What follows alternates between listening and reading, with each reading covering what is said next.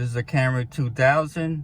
As you can see, I have a check engine light, and when I pulled the codes, I got a P0442 evaporative emission system leak detector, small leak. That's one code, and the second code is the same, P0442. I think I know what caused this code.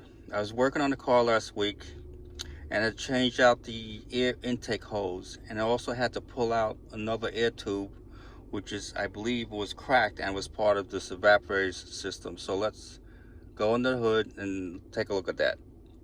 Before we go under the hood, let's go over the evap system 101.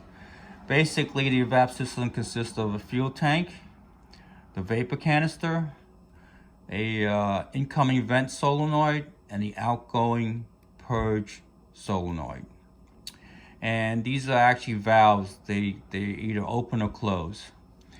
And during the operation of the evap system, when the engine is running, basically what it does is there are vapors in the gas tank, in the fuel tank, and it's going to purge it through these tubes into the vapor canister and out through the purge solenoid to the engine throttle body, and it's going to get burned off through the engine. This way no vapors are, going out to the atmosphere. Basically what happens with the 442 code is that this tank pressure sensor is monitoring the vacuum pressure going out. And if the vapors are released too quickly, that means there's a leak, and the sensor will kick out a 442 code. Usually that happens when the 442 code kicks out. This article says it's 99% is the gas cap. It's got a leak in it, but that's not my case. I'll show you that when I get under the hood. When we're under the hood, we will be looking at these tubes here. This is the filter box, and there's a solenoid on there, and there's a tube on it. We're going to see if there's any cracks on the tubes at the connections usually. And we're going to look at these connections here at the purge solenoid and at the throttle body. And we're going to check for all tubes for any cracks, and that's basically what we look for in the leaks. So now let's get under the hood and see. Okay, here's the evap system under the hood. If you look behind the air filter box, there are 3 tubes here that are part of the evap system. The first one is, I'm pointing, is coming off the valve on the air filter box, and it's right there. I'm gonna see right. It's right there. You can see a connection, and this is connected to a metal tube right down there. It goes back to the charcoal canister, and there's another tube, metal tube, coming up, and it's connected to this purge valve, which is right here. This is the purge valve. This is coming from a charcoal canister, and it's connected to the metal tubes. It's just set down by the sidewall here. And the purge tube that's going out is this tube right here, and it's going to the throttle body right there. Okay, what happened originally was I had to replace this air intake tube right here because there was a crack here.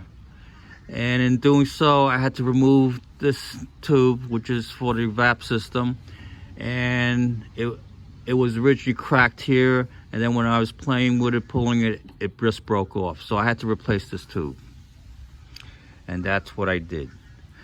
After I put everything back together, I ran it for a week, and I got a check engine light. I says, oh my God, what did I do wrong? So I came back, I checked all the connections here, and there, and the other tube here, and everything seemed okay. So it was puzzling to me, but then what happened was I pulled out the old tube that I took off of this, and I'll show you in a second.